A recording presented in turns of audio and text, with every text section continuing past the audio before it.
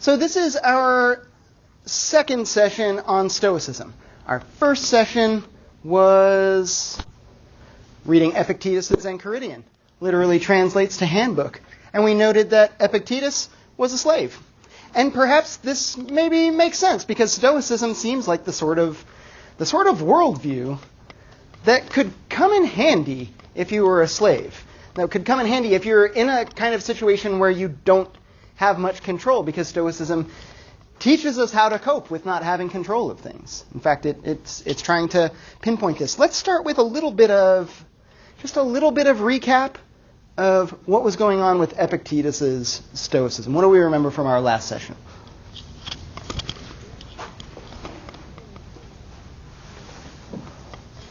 Yeah, Cameron. There's his belief in the divine necessary natural order. So, okay, we have the Stoics having some kind of almost like a fatalism, right? Some kind of idea of a natural order that is divine, which is to say perfect, perhaps, right? Unassailable. And even if it weren't perfect, necessary. So what's the point in complaining about it? There's some kind of divine natural order.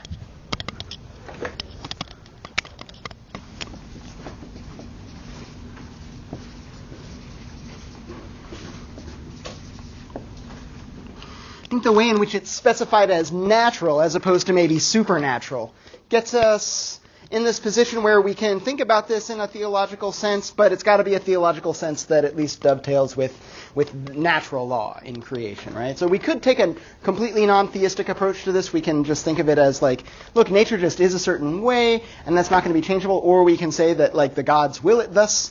But either way, it's divine in nature. It's natural and necessary.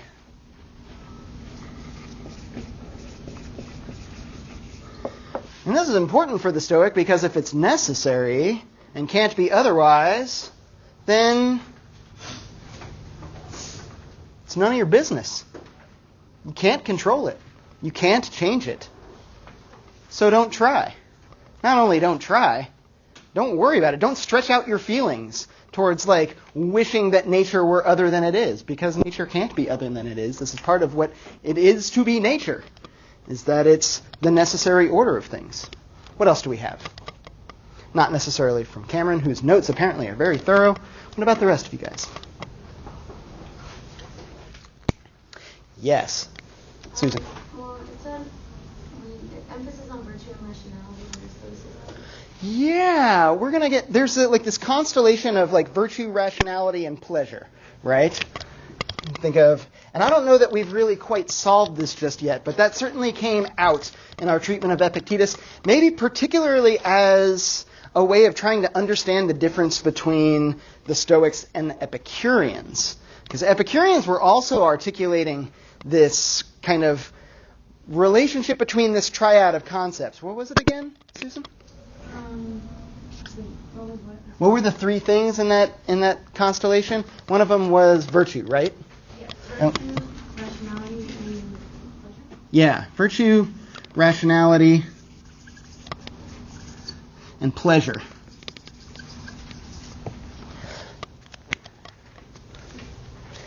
Somebody explain to me, how did the Epicureans make sense of the relationship between these three things? Where did the Epicureans start? What's the kind of fundamental starting point for Epicurean thought? Pleasure seeking. It's a pleasure seeking, right? So we'll start with pleasure. But it's not just kind of aimless, irresponsible pleasure seeking. It's a rational it's an enlightened pleasure seeking. And this is why the Epicureans sometimes might surprisingly look like they're not all that pleasure seeking, right? You'd think of it, the Epicureans would be those to kind of taste of all of the finer things in life. And they would do whatever felt pleasant, right? If it feels good, do it. We might think that's the slogan. That's the bumper sticker that every Epicurean is driving around with on their car. If it feels good, do it. And we're whoa.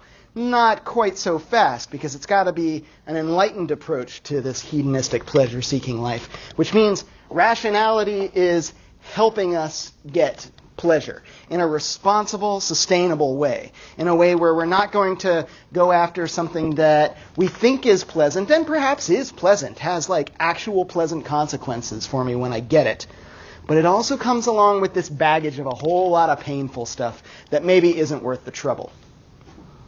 And rationality is what allows me to seek pleasure in an intelligent and efficient sort of a way. So say the Epicureans, seemingly. What about virtue? Where does virtue fit in this? Should we be virtuous? Is it pleasant to be virtuous?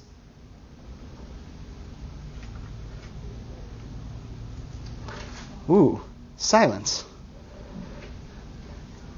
Is it because you wouldn't know? Never been virtuous? I hear people say it's nice. Does pursuing pleasure and pursuing virtue, do these things line up? At first glance, maybe no, right? But maybe it's the first glance that makes us think that the Epicureans are going to be licentious, kind of like immoral pleasure seekers, right? If I think to myself, well, I could seek pleasure.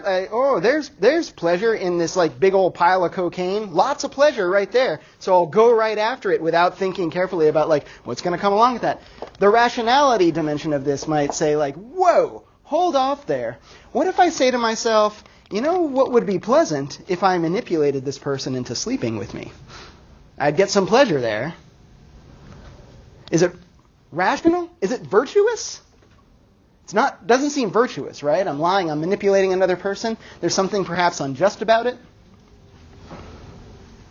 Well, then why shouldn't I do it if this is a pleasure-seeking lifestyle? Why not lie, cheat, and steal? It's a great way to get pleasure. This is what Thrasymachus and Glaucon were telling us in Republic 1 and 2. Is that like, hey, you know the quickest and most efficient route to all of the nice stuff? That's injustice. Injustice is the quickest, most efficient route to all of the things that you want, to pleasure. Is it?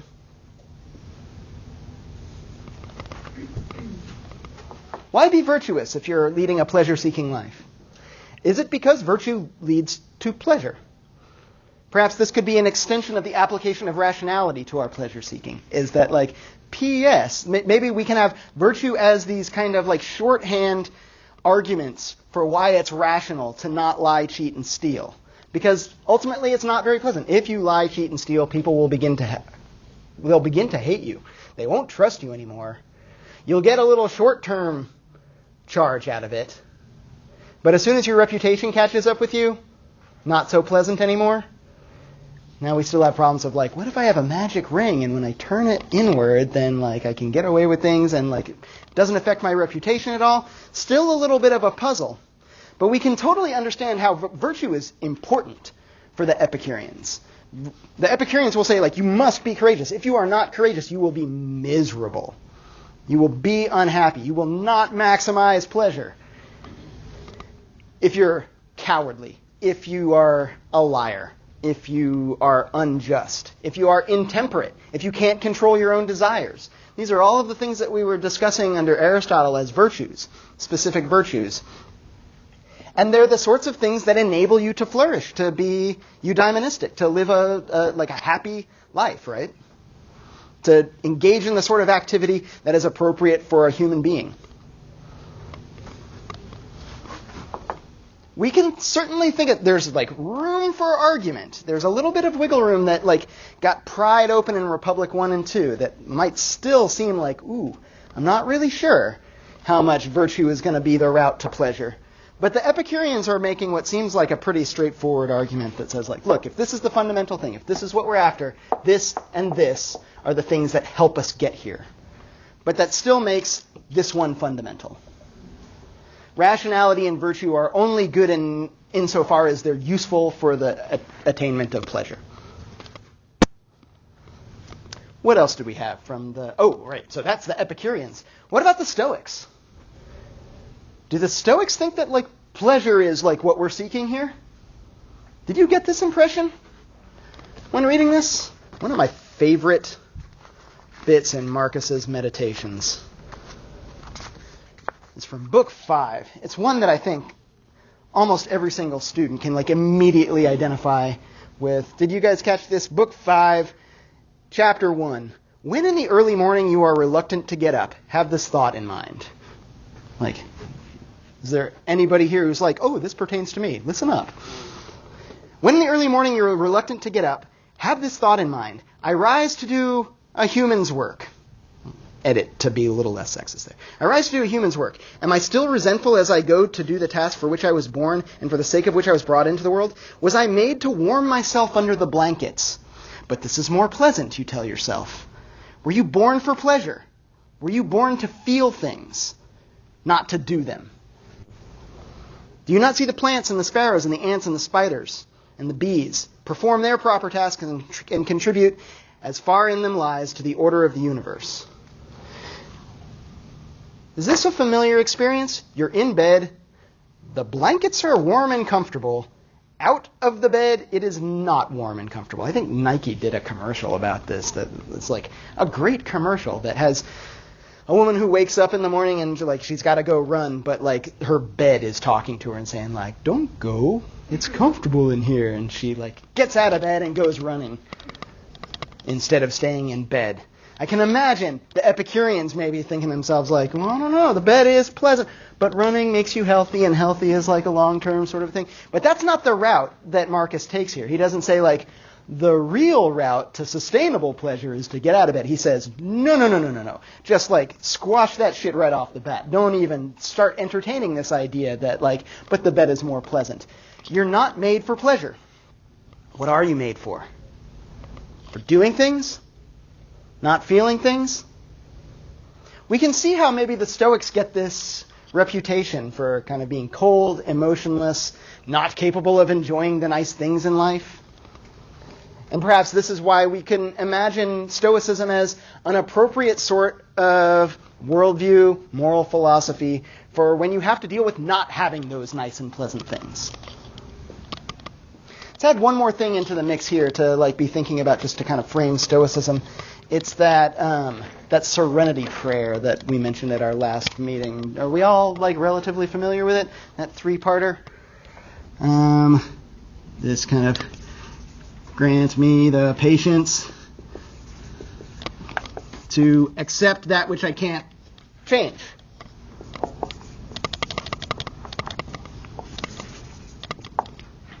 What I can't control. Because I think control and like freedom. This is a really big deal in Stoicism. In a way that it's not like we haven't encountered this before, but the Stoics are like laser focused on the idea of control and freedom. What can you control? In what ways are you free? And in what ways are you constrained? We know that there's a divine and necessary natural order that can't be changed. This represents a major constraint that like you ought not try to rail against. You ought to, how did we say? Virtue is, for the Stoics, it's conforming your desires, conforming your thinking with the necessary natural order. This is how you're going to be happy. Otherwise, you're just going to be upset. You're going to be sitting there wishing that 2 + 2 was 5 when it's not. Grant me the patience to accept what I can't control. The courage to change what I can control.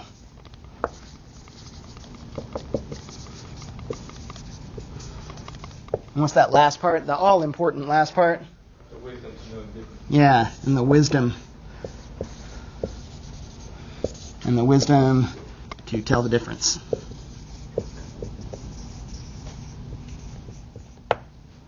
We started getting shades of this. Well, we started getting the shades of this a long time ago, but certainly for the Stoics, these two steps are both easier said than done. The patience. This is why, like, we're praying to God for these things. Like, please, can I please have the patience to accept what I can't control? Because I don't know about you, it's one thing to say, don't worry about things that you don't have any control over. It's another thing to actually not worry about them. But are we buying into the notion that it just makes no rational sense whatsoever to worry about things that you have no control over? Are we buying into this? That this is what we want. For the things that we can't control, what we need is the patience to just accept them. The things that I can control, well, it makes no sense to complain about them either. You can't be stressed, you can't be frustrated about that which you do not control. That's like completely irrational. Also irrational to be stressed and upset and frustrated about the things that you can control. Why is that? Because if you can control them, make them the way you think they should be. If you don't want to make them the way that you think they should be, then recognize that you don't want them to be that way, right? It wasn't important enough for you to actually do what needed to be done in order to make things the way that you wanted. If you can't control it, don't worry about it. If you can control it, don't worry about it, do it. And then the all-important, maybe, I don't know, is this the hardest part or is this the easier part? Knowing how to tell the difference between the two? What is in your control for the Stoic? Your own thoughts. Is that it? It's like there's the whole rest of the cosmos. And even aspects of your body, too. This kind of came up when we were talking about Epictetus. Epictetus identifies the body as something that's just not in your control. Other people can take control of your body. Ask a slave. They know. Other people can totally take control of your body. It is not entirely within your control, even if we think that it ought to be entirely in your control. And it's not just other agents. It's not just other people who might try to take control of my body. It gets diseased. Nature itself runs its course through my body. There's the athlete's foot fungus that wants to live on my foot, and so it's eating my foot. And I'm like, can't do anything about that. Well, but that's bullshit, though, right? I can totally do something about it. Am I not in control of my own body? Or am I totally in control? Who else is doing this? I'm doing this. And you're like, but I could break your arm against your will. I can grab your hand and say, stop hitting yourself. The body is a little weird. This is going to come in handy when I'm wondering about the extent to which I have any control over my own body, for sure. The natural things.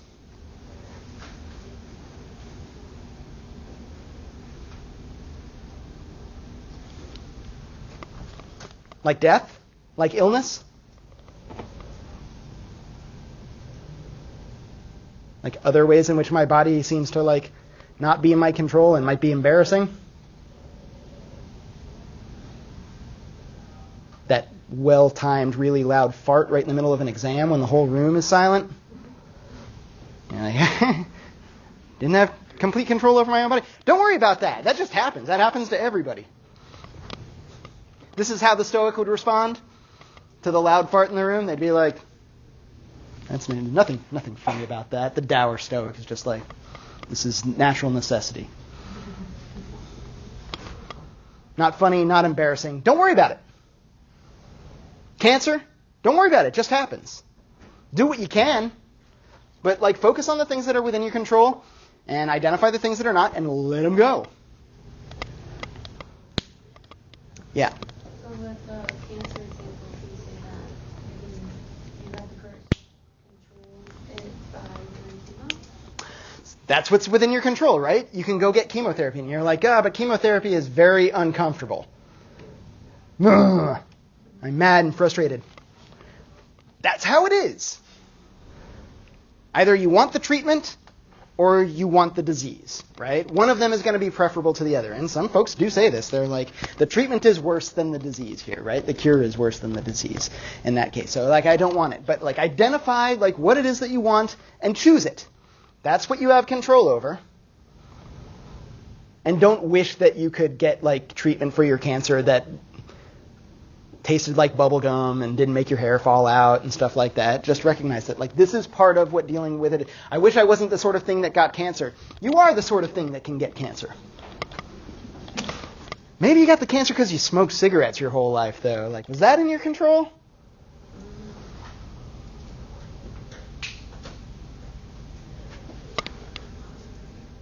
What about death? Maybe it's that it's not the pain of disease, it's the prospect of death. Should I fear death? The Epicurean said, nah, because when you're here, death isn't, and when death is here, you're not. And Stoics are saying something kind of similar as well. And they're also pointing out that it's a natural necessity, right? It's an inevitability of every life. Is death not in your control at all? I mean, I can smoke a bunch of cigarettes, right? I can engage in all kinds of risky behavior that might hasten my death. Should I engage in risky behavior? It's within my control. The Stoics are telling me to take control of what I can, but it's not necessarily telling me what to do with that control. This might be an oversight for them. We're also noting here that, like, Epictetus in particular gave us a whole lot of advice about how to cope with this aspect, the patience to accept that which I can't control. This is the kind of lesson that you have to learn from somebody who's a slave or a POW or a soldier or like a recovering cancer survivor or something like that. Folks who had to like figure out how to let go of the things that they had no control over. But what about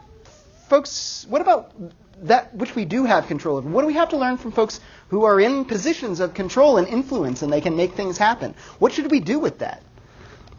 That power, that ability to, like, maybe not completely control, like other people. I'm saying my body is this kind of ambiguous thing. I don't know, like, I'm kind of in control of it and I'm kind of not. What about other people? Are they not in your control at all? It certainly seemed, if I was to take Epictetus' word for this, it kind of seems like other people are just like, let those folks go. They lie, they cheat, they steal. Ooh, I'm angry. Don't be. It's not in your control.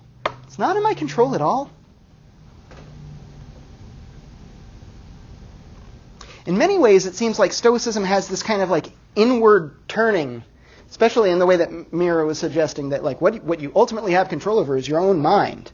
This retreat back into like yourself and what you have complete control over. It's easy to read Stoicism this way, particularly through Epictetus. With Marcus, we get a slightly different inflection, a slightly different set of emphases and foci. And part of this can be explained by the fact that Marcus was not a slave. Marcus was the emperor of Rome. Marcus Aurelius was the emperor of Rome when Rome was at its most powerful. Marcus Aurelius is on the short list of like people who are like the most powerful people in human history. Maybe Genghis Khan is in the mix. Maybe Alexander's in the mix. Maybe Augustus Caesar is in the mix there too. Like, but Marcus Aurelius is like, if Marcus Aurelius wants to get drunk and take the rest of the day off, he totally can. There will be no consequences. If Marcus Aurelius wants to sleep with that person over there, he totally can. He can order that it be done. If Marcus Aurelius wants beautiful jewels, if he wants like the most delicious food, he can have it with no consequence to himself. But this is not the kind of person that Marcus Aurelius is. Marcus Aurelius was the fifth of what are usually referred to as the 5 good emperors. Maybe some debate as to like how good all 5 of them were. Going from Nerva to, Nerva, Hadrian, Trajan, Antoninus Pius, and then Marcus. Marcus is also, he's emperor of Rome from 161 to 180 in the Common Era, which puts him at a ripe old age. He had been picked as the future emperor of Rome at a young age. Antoninus Pius picks out this guy, Marcus Aurelius, who's the son of a kind of a noble family of provincial administrators in Spain. Marcus is from Spain, and then he gets brought to Rome to be educated. He's this guy who shows promise. Everyone's like, have you seen this young boy Marcus? In this way that lots of folks in the ancient era are really interested in young men, and not entirely for salacious reasons. They're interested in young men because they're like, these are our future leaders. Keep an eye on the ones who are showing promise and try to groom them for leadership so that when the time comes, they're ready to do it. And Marcus is somebody who spent almost his entire life being trained how to be the emperor of Rome. Him and he's adopted by Antoninus Pius, his other adopted brother Lucius Verus, who's nothing like Marcus Aurelius at all. The other candidate for emperor of Rome, Lucius Verus, is this guy he's not serious, he's not studious. Marcus is totally these things. He's serious, he's studious, he's a Stoic. Almost right out of the womb, he's a Stoic. And he loves reading philosophy, and he loves thinking about this stuff, and he's in complete control of himself, and he doesn't have any frivolous desires or anything like this. He's able to deal with frustration well. I think this is kind of maybe valuable tools for any sort of a student as well. I sometimes see students who get angry and they get frustrated when they make mistakes and when they fail, but you got to have a growth mindset about this stuff, right? You can't take small safe failures in the classroom so seriously that you don't want to try again. The whole point here is that if you think of every single failure as an opportunity to learn something from it and kind of to be better next time, then maybe this is the kind of attitude that you need. And this seems like the sort of attitude that young Marcus has, not his adopted brother Lucius Verus. They actually get appointed co-emperors. for a little while. Lucius Verus dies in 169 CE. And so for just a little more than 10 years, Marcus Aurelius has complete control over like everything that the Roman Empire can touch, which is like almost it's Spain, it's Britain, it's the Middle East, it's Greece, it's Northern Africa, it's starting to work up into Germany as well. This is as big as the Roman Empire will ever get. And Marcus has full reign over it for about 10 years. Do you think he's happy? Does he seem happy? You read his meditations. This is a diary. These meditations are awfully personal. Did you get that impression? This is something that Marcus wrote for himself. This is maybe one of the first times we've seen this. Epictetus's Enchiridion is compiled lecture notes, kind of like Aristotle's writings. What survives today of Aristotle is stuff that his students put together. Same with Epictetus's Enchiridion and Principal Discourses. These are things that were put together by his students and are intended to be published, intended for other people to read. Marcus's meditations were not meant for you and me. They were meant for Marcus. This is Marcus talking to himself. So it's a pretty intimate view of somebody's thought process. Any of y'all do this, by the way? Any of you guys like write for yourself? Keep a journal? Keep a diary? Yeah? Tony? Do you go back and is it just to get it out? Or do you go back and revisit it and reread it? I go back and reread it like a year or like a couple months later. Yeah. They have these journals, too, that are like they have a spot for that day for 5 years, right? You go through it, and then like when you get to the end of the book, you come back again and go through it again. So every time you do a new entry, you have like what was last year and the year before and the year before that on the same page. What's it like to go back and revisit the things that you wrote to yourself? I mean, it kind of just, I like to reflect how my life is different or how like that situation might have like played out later on. Do you ever, when you're writing, are you ever writing to your future self? Are you just writing your perspective of what's going on right now? I mean, I might write about like my desires. Desires. Like, who I am, Yeah. what I hope for myself. I think one of the noteworthy things about Marcus's meditations is that it seems like he's not only writing for himself, he is coming back to this, and he's writing with the expectation that he is going to come back to it, because a lot of this just reads like daily affirmations or like advice to himself. Coaching, some of it's cheerleading. Like, don't worry about this sort of, like, you can do it. You can do the thing, the emperor thing. Like, it'll be okay. The Germanic hordes, like, you can handle it. There's plenty of stuff in here where it seems like Marcus is, it's not always cheerful, though, either. A lot of times it's admonishing himself. There's a fine tradition of meditation writing in the history of philosophy. This is the first time we've encountered anything like it in this class. I would say probably one of the first instances of meditative writing where somebody is writing for themselves. We're going to start off the history of modern philosophy class next semester for anybody who's taking it with René Descartes, who writes a set of 6 meditations. Those are like phony meditations. He's not really writing for himself. There's a big fat dedication at the beginning of it that says who it's really for. It's for the like esteemed faculty of theology at the Sorbonne, because Descartes wants to get his physics taught in the universities instead of Aristotle's physics. So it's made to look like he's thinking with himself, but not really. Marcus's really is something that's written for himself. We'll also see St. Augustine in the medieval era writes some meditations, brutally self-effacing, like hugely critical meditations, where like Augustine he doesn't cut himself any slack whatsoever. And those seem like honest and kind of like a way to kind of soul search, but not in the same way that Marcus is kind of writing advice to his future self, expecting to come back to it. This is like, it's got this aphoristic style that Epictetus's Enchiridion had too. That sometimes makes it a little bit difficult to do philosophy with, but makes it an excellent sort of thing to keep on your nightstand or next to the toilet or like someplace where like you are going to be able to like read these messages on the regular. That business about like how to get out of bed in the morning when the blankets are warm and it's like not fun outside, that is something that I need almost every day, particularly at the end of the semester, particularly at the end of the fall semester when it's cold and gray out. What he ends up saying about this is fascinating. The next paragraph of this, when he's saying, were you born for pleasure, to feel things or to do them?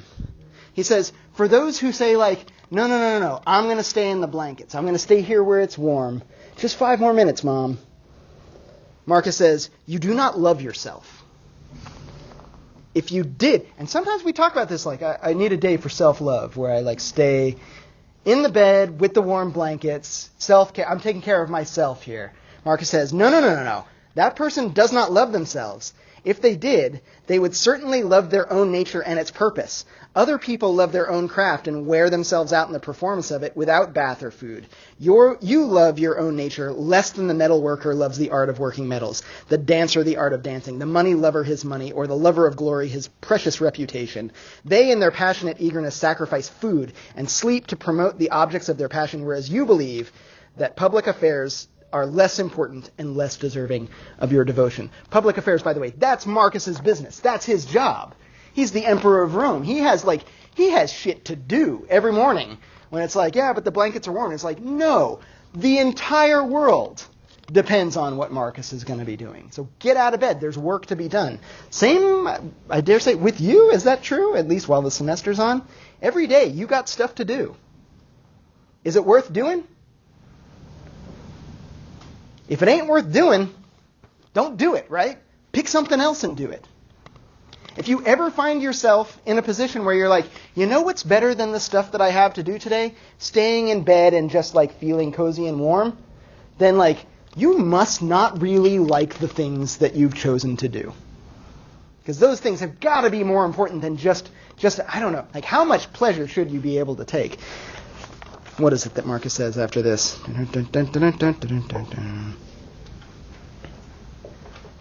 You refuse to perform your task and you do not hasten to do what your nature demands.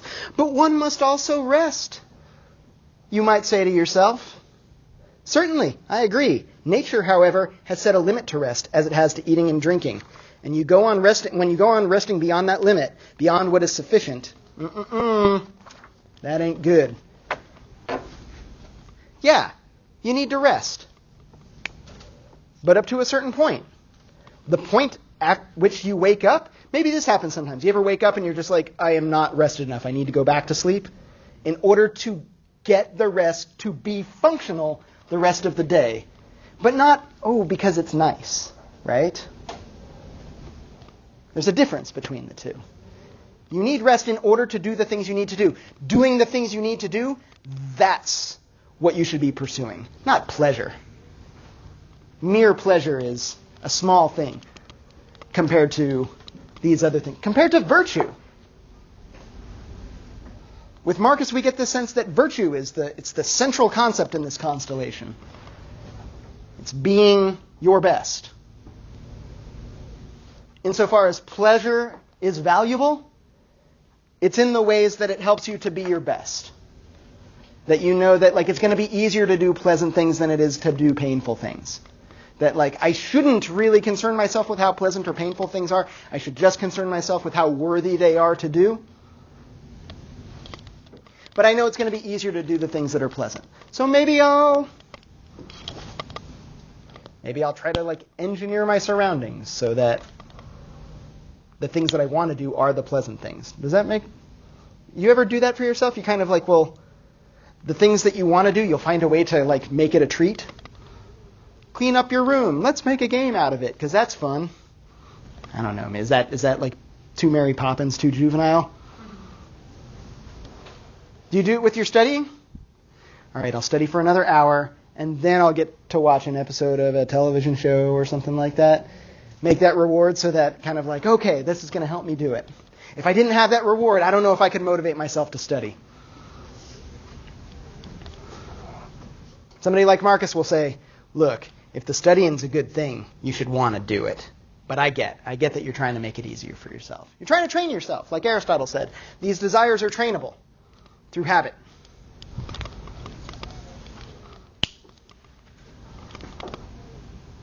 We get a sense of Marcus as a person so far?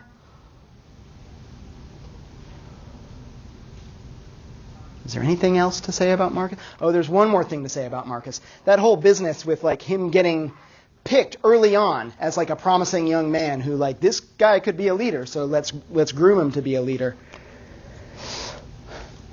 This seems to play into a theme that we've seen frequently already throughout the class, this idea of like a philosopher king. Is this where you're going to go, Frank? Yeah, go ahead. Say your piece about the philosopher king. I was going to say, what would Socrates have said about Marcus Aurelius? About Marcus Aurelius? Yes, because he was a philosopher king. A philosopher king who was trained from early on to be a philosopher king. And Socrates' whole thing was the best kings would be philosophers. Yeah, what do you think about this?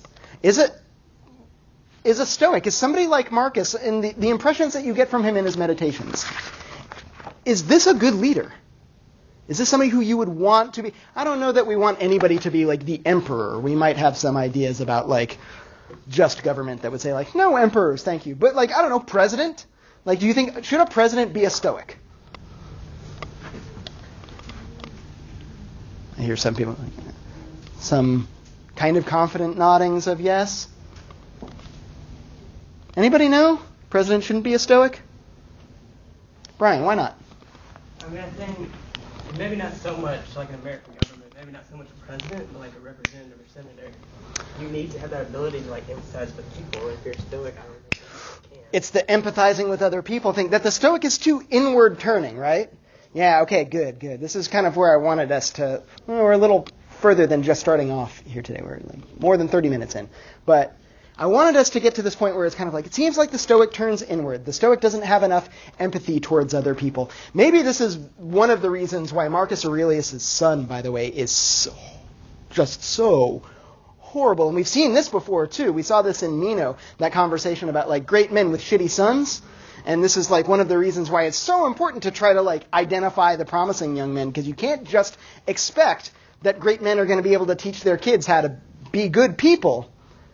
And maybe one of the reasons why Marcus's son is so awful and becomes emperor, by the way, too, like as all of us who saw Gladiator know, that like the first Dumbledore gets killed by Joaquin Phoenix, and Joaquin Phoenix becomes the emperor, and he's terrible. Not 100% historically accurate, but like the broad strokes are pretty much what happens. Marcus names his biological son Commodus to be the next emperor. Maybe. If you were watching Gladiator, you're like, no, he wanted Maximus to be the emperor, but then Commodus murdered him. No real evidence of that. But Marcus names his biological son, and his biological son is a terrible person. Maybe because his father was an emotionally unavailable Stoic that left Commodus just like desperately wanting his approval and other people's approval. And this is the last thing that you want in a leader, somebody who's desperate for everybody's approval. That like they must be constantly lauded and cheered, and like people saying like, we love you, you're great. Like that's the last thing that you want in a leader. And this is what we get. But I think in Marcus's meditation, like I don't necessarily get a portrait of a warm and loving father from this. In fact, there's almost no mention of his children. And maybe this is the sort of thing where like an emperor doesn't have to, an emperor in like 160 AD, like is probably not even thinking of himself as responsible for parenting at all. But also maybe has more important things to do than to raise his kids. Let's hire other professional people to do this. But yeah, maybe not so good. Maybe we don't want a Stoic as a parent. We want somebody more empathetic. But maybe even as a representative, maybe even as a leader, we want somebody who can feel our pain. Instead of saying like, from personal experience, nobody who's complaining wants to hear from a Stoic. Nobody who's saying like, all these horrible things happen to me. Nobody wants to hear you say that like, look, either it's in your control or it's not in your control. And either way, there's nothing to complain about. So like, don't you feel better now? Everyone's like, fuck off. Like, I don't want to hear that right now. That is not helpful. It just makes me feel inadequate. This is maybe not what we want, or it's not very flattering. But also, I don't know that it's fair to say that Stoics generally, and certainly Marcus Aurelius, I don't think it's fair to say that they're completely inward turning, that they are not concerned with other people whatsoever. But this is maybe worth putting in red over here with a question mark. Stoics to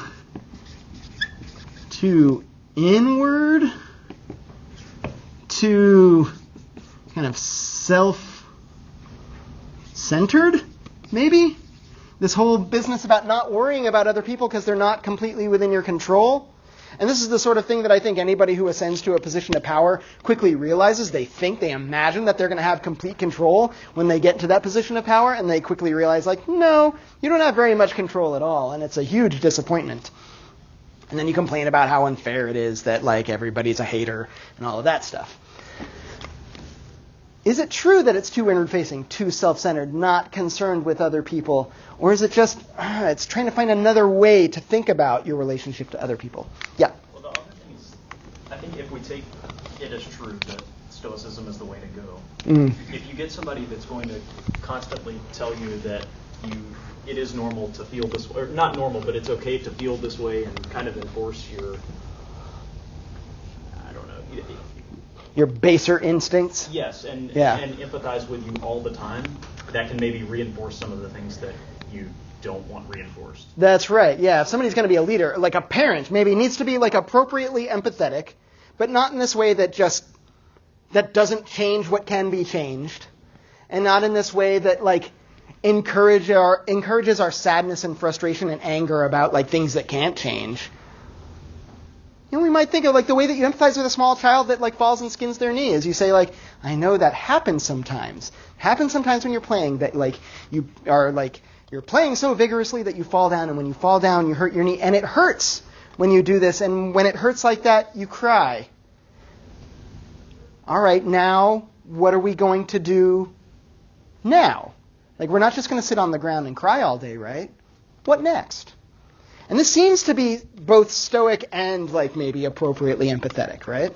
We don't want to just give people what they want to hear, whatever makes them feel good in the short term. We want to give people like what is actually going to make them better. And sometimes that's tough love, and sometimes it's empathy. But it's got to be focused on what we can control. And recognize that like we're not going to have full control. We can try to help other people, but they got to meet us at least halfway if it's going to work. Yeah, Cameron. Would it be reasonable to describe Stoics as sympathizers instead of... It's tough. I would say it's complicated, right? The extent to which I will say anything about the Stoics and emotion, the answer is going to be like, well, it's complicated. Because they're going to recognize that like it is part of the divine, natural, and necessary order that we feel things. But remember, Epictetus is also going to identify that like that feeling is just an impression. And like there's the impression, and then there's the judgment that I make about it. Marcus says this frequently. It's littered all throughout Meditations 2 through 5. He's like making these kind of identifications that whether or not something is bad is all about your judgment. It is not bad all on its own. It is not unpleasant all on its own. Unpleasantness is a secondary quality of things. Things aren't bad. Your response to them is to like be angry or upset or sad or frustrated about them. All it takes is a shift in perspective to not feel bad about it anymore. Now that's one of those things that like easier said than done, right? I have complete control over the way that I take my emotions and respond to my emotions. Even if I don't have 100% control over like how I'm feeling, I can register it, acknowledge it, and then let it go. I think at one point somebody's talked about, not in this class but in another class, was talking about, you can think of the emotion as knocking on the door, but it's up to you as to whether you let it in. And we know, too, that like you can focus, you can fixate, you can kind of like wallow in sadness and listen to like sad music and like call up your friends and complain about how terrible your life is. But that's not accomplishing anything, and it's not making you any less sad. But I need to vent, you might say. Like I need to rest. Yeah, all right, you need to vent, get it done, and move on. So I don't know, does that answer the question? They would be sympathetic if they're a good Stoic. They would be sympathetic. They would be appropriately sympathetic. They would find the virtuous mean of sympathy. You can be too sympathetic, right? You can be this kind of obsequious sympathetic. You can certainly be too cold. The right kind of sympathy is the sympathy that's going to help you move forward. We get this from Marcus, the first bit of Book 2, which I think is a fascinating piece.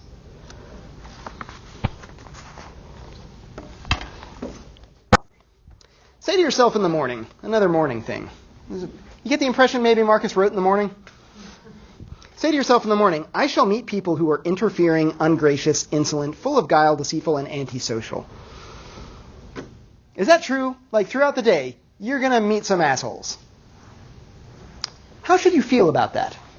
Before we get into what Marcus's advice about this is. Throughout the day, you are going to meet some assholes. How should you feel about it now? How should you deal with it when it happens? Should you be angry with people when they're deceitful and mean and rude? Frank says no. Because the Stoic's probably going to say you should never be angry, right? You should be angry when it's useful. Is it useful to be angry with people when they're rude and deceitful and mean and unjust? Yeah. Is there maybe a way to feign anger in order so that it doesn't reinforce the bad behavior that you're encountering? I'm not sure. Yeah, the Stoics might... Or like criticize rather than... I mean, genuine anger that's unproductive obviously doesn't seem compatible with Stoicism, but... Well, if it's unproductive, then yeah, certainly not. Whether or not you can fake anger in order to like get the achieved result, yeah, maybe that's just kind of... That's good rational prudence. That's kind of like... That's the virtue that concerns being able to competently get around in the world. But maybe it should be felt as well. That kind of maybe is a little bit more Aristotle than it is Stoicism. That like, no, maybe you should actually feel the anger as well, but feel it in the appropriate way and do the appropriate sorts of things with it. Let's pick back up with what Marcus was saying about all of the assholes. And as Emperor of Rome, you're going to meet lots of them.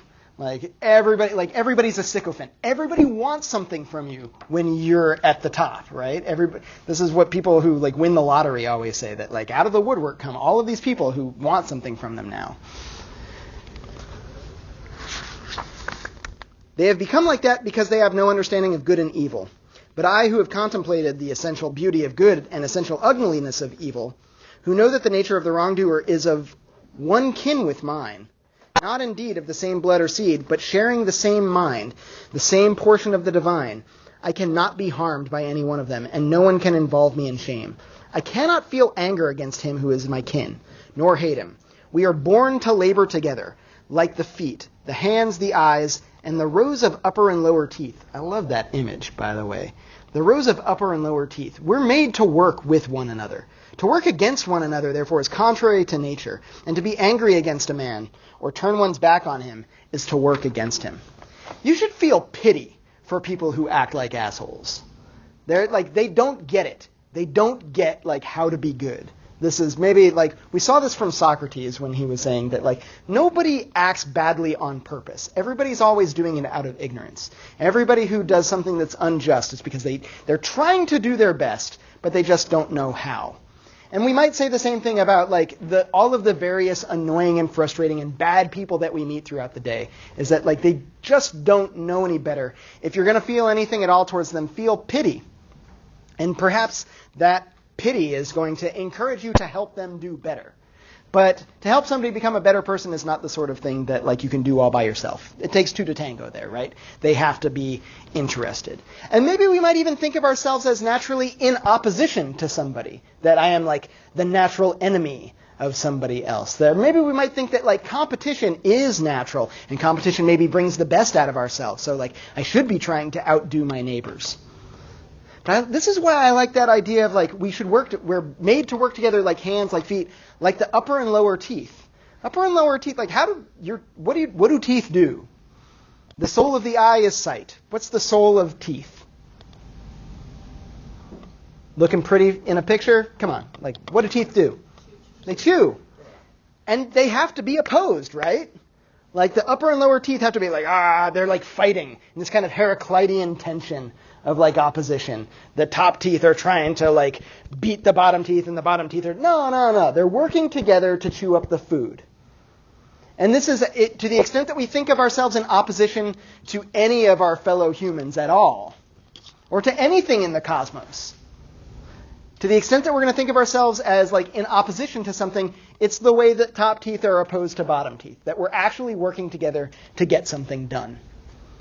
And for the top teeth to hate the bottom teeth is like one of the most absurd things that a body could like possibly, like, first of all, teeth don't hate, but like if you can imagine this, if you're part of one thing with everybody else. Humans are naturally social. We heard this from Aristotle. We're hearing it again from Marcus. It's littered throughout the Meditations.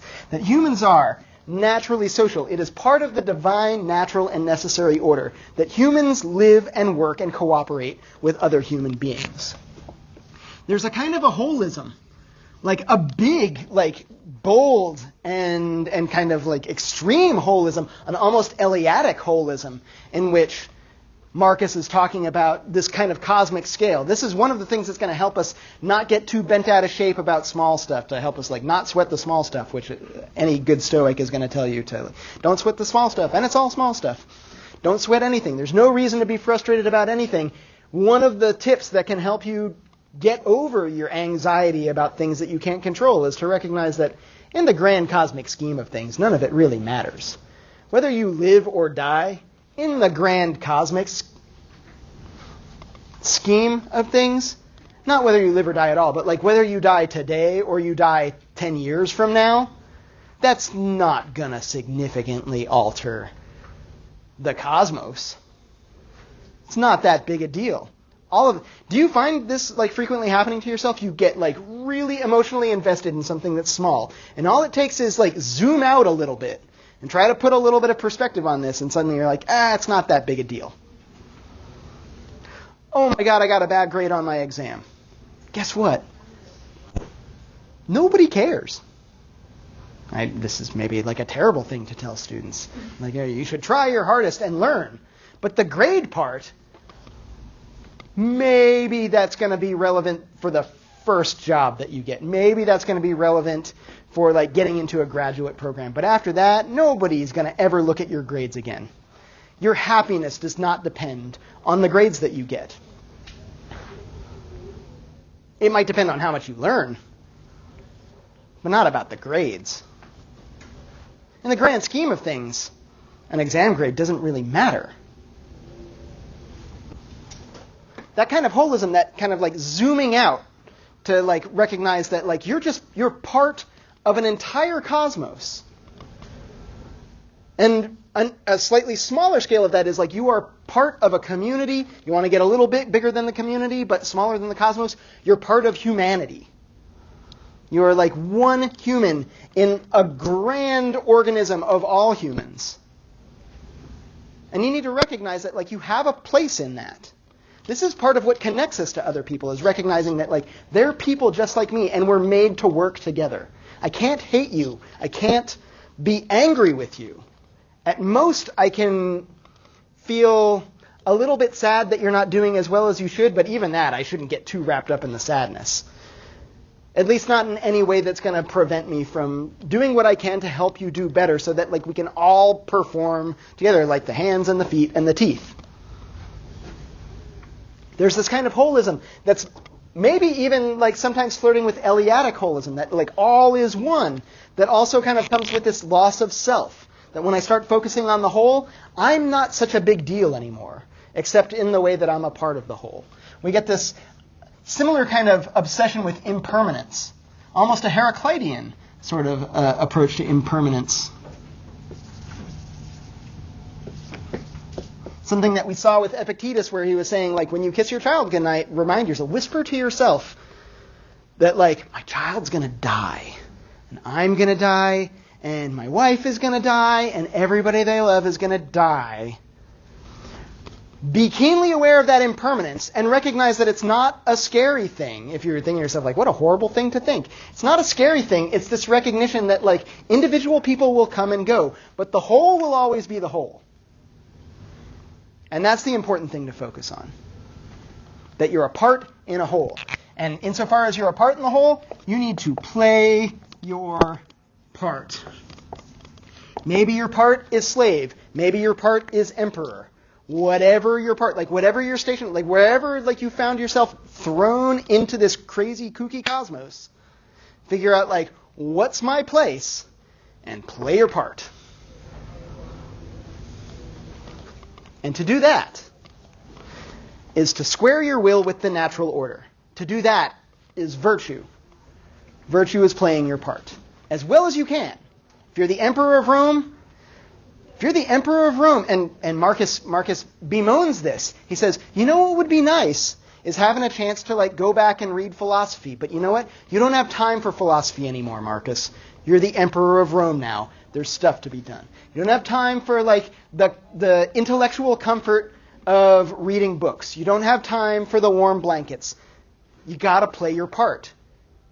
And there's a lot to be done, no matter where you are. If you're a slave, if you're an emperor, if you're a college student, if you're a professor, there's work to be done.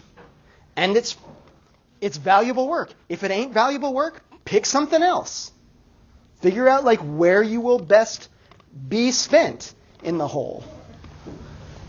That in like the relatively short life that you have, that you're going to perform as well as you can with that fleeting time that you have. And do it to the best of your ability. Sometimes we'll get folks who will talk about cosmopolitanism.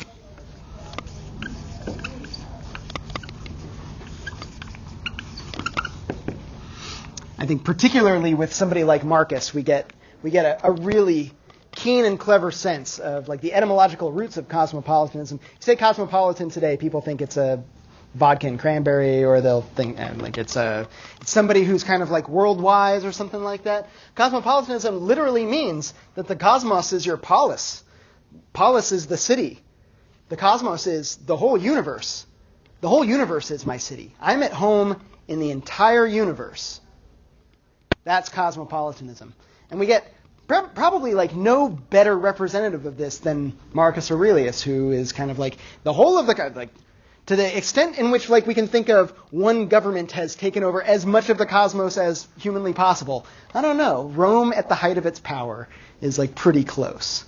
That the entirety of the world is Rome, and Marcus is the leader of Rome. Wherever he goes up into Germania, he's at home there. He needs to find a way to be at home there, if that's where he needs to be. Play your part. And if you play your part well, that's virtue.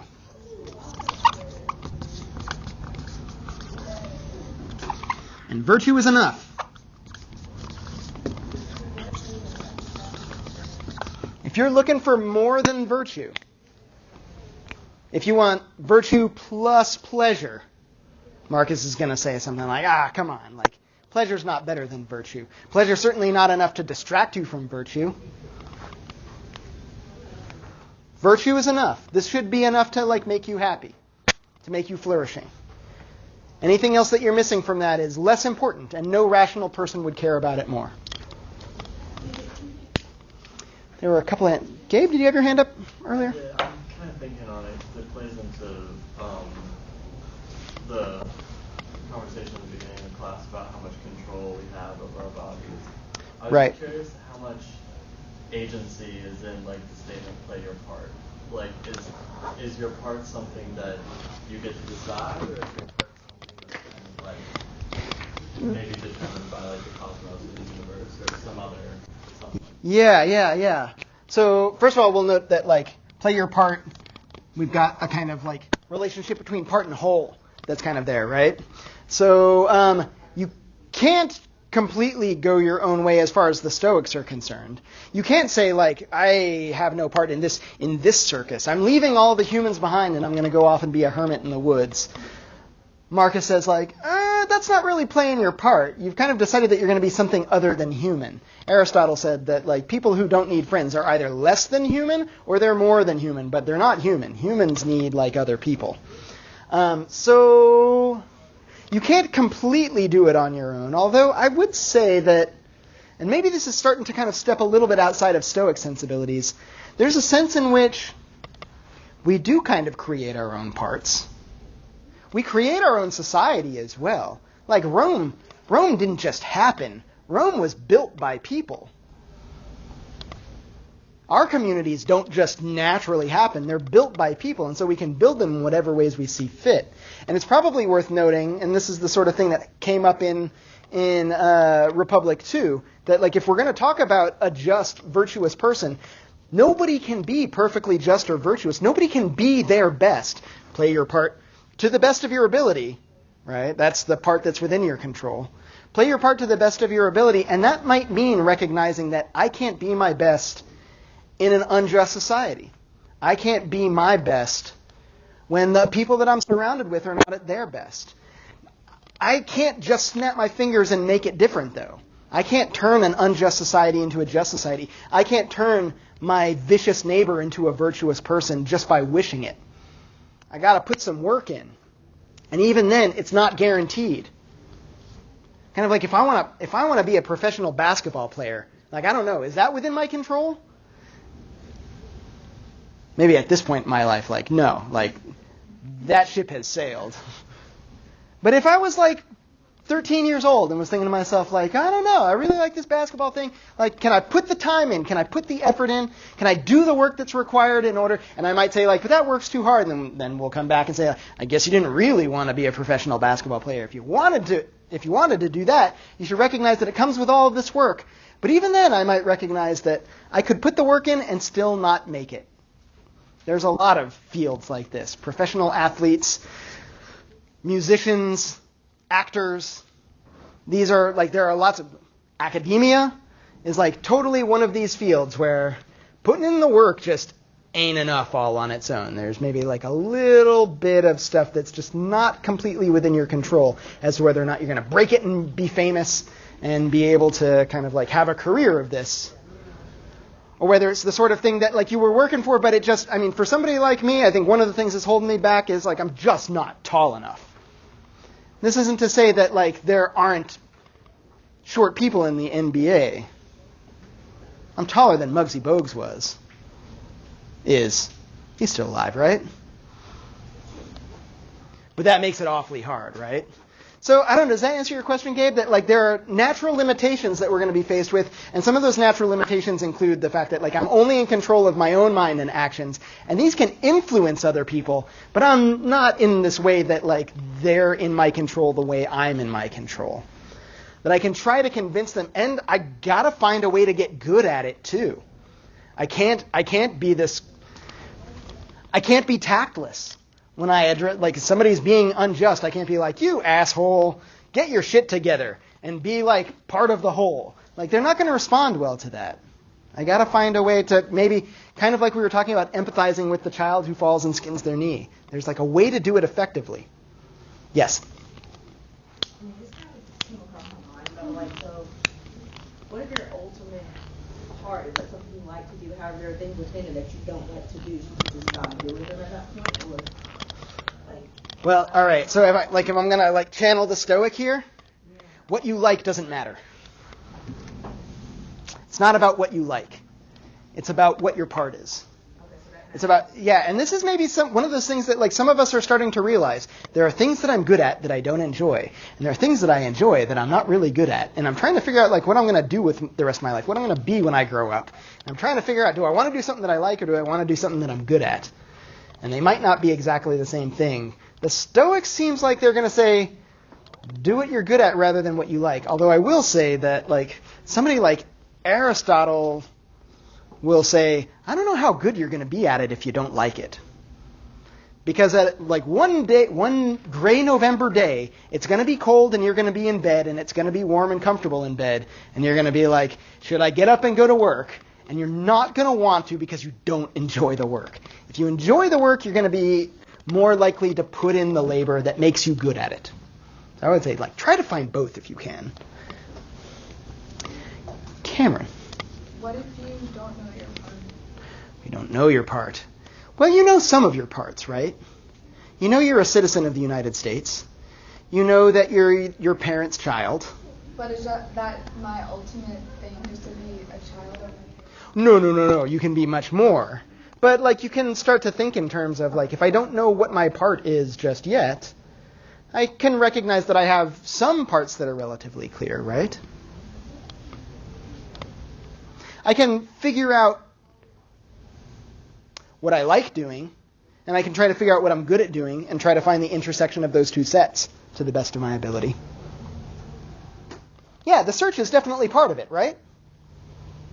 I mean, not if you're an emperor who's like plucked from Spain at a young age and everybody says like, you're going to be the next emperor now, and then the emperor dies and then your co-emperor dies, and it's like it's nobody but you who's going to make the decision about what to do about the Germanic hordes that are knocking on the door of the empire. Like, that's a situation where, like, you just don't have any choice in the matter. Like, that's your part. It was handed to you. If you're a slave, also, that's your part. It's handed to you. But yeah, if you're one of us contemporary humans that's cursed with all of the freedom to, like, choose many parts, then that choosing is your lot. Your part is, in part, to choose what your part is, to figure out what you're going to do with yourself. Not everybody throughout human history has had that luxury. That luxury is also a bit of a crushing responsibility sometimes. You sometimes think like it would be easier if somebody just told me what to do.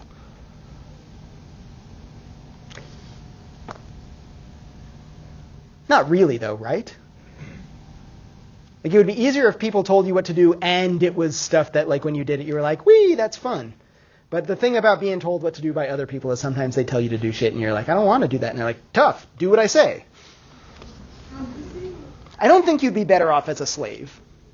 I think that it is the sort of thing that you can kind of recognize that, like, the choice is something that's within your control and, like, do something good with that control. Try to figure out how to play your part and try to figure out, like, what kind of part do I want it to be? Should it help other people? Whatever I do with my life, should it help other people? Yeah, I think so. It shouldn't hurt other people at the very least, right? Well, that might narrow the field down a little bit, right? If you're thinking to yourself, things that I'm good at, things that I enjoy, and it helps other people, and I can make enough to pay the bills with it, those 4 constraints might help you pick out, like, what your options are. You'll have a small, finite number of options from there. Yeah, Garrett. I worry that this kind of encourages complacency, though. Yeah, might could. Yeah. If you're a slave, I mean, I think. I think you should be indignant about being enslaved, right? Right. Like, there's a difference between accepting what is out of your control and recognizing that you should strive for better. Right. As long as, if you can strive for better, wait, should you strive for better if it's not possible to get better? Not if it's not possible, but. But if it is possible, then you should strive. Yeah. Yeah, there's that little bugbear again. It's all about the wisdom and tell the difference. So yeah, I agree. It does seem like sometimes this might be a recipe for complacency. Particularly towards things like pleasure, things like death, things like injustice. Like, we should be fearful of death at least a little bit. We should be fearful enough of death that we avoid it when we can. To an extent. Maybe this is getting into the reflection draft territory. There are, like, 2 big options for this. One is help us try to separate the Epicureans from the Stoics. How are you feeling about that? Like, do you get how they're very similar but maybe importantly different? This little constellation is helpful. That selection from Meditation 5 from Marcus about, like, were you made for pleasure or were you made for doing things? That might be the sort of thing that you're like, whoa, like, the Epicureans are all in the like the wings of the conversation being like, of course you were made for pleasure. Stay in bed if it's a sustainable pleasure. This is really one of the few simple pleasures in life, is enjoying a warm bed on a cold day. Be like the person at the banquet then, right? Take 5 minutes to enjoy it, and then say, like, all right, now I got to get to work. I don't know. Marcus might say, no, get right out of bed. You're not made for feeling pleasure. We might say, like, you can feel pleasure. Clearly you were made. It's part of the divine, natural, necessary order that I'm a pleasure-feeling sort of an organism. So I should recognize that, like, I should maybe take some kind of enjoyment of the simple things in life that don't really cost much. How hard is it to stay in bed for 5 more minutes and, like, really enjoy it? Not hard at all. Is it going to ruin my day? Not really. Maybe the Stoic and the Epicurean will kind of, like, haggle over those small things. The other option on this reflection draft is about death, though, and whether or not, like, this is a prescription for too much complacency towards death.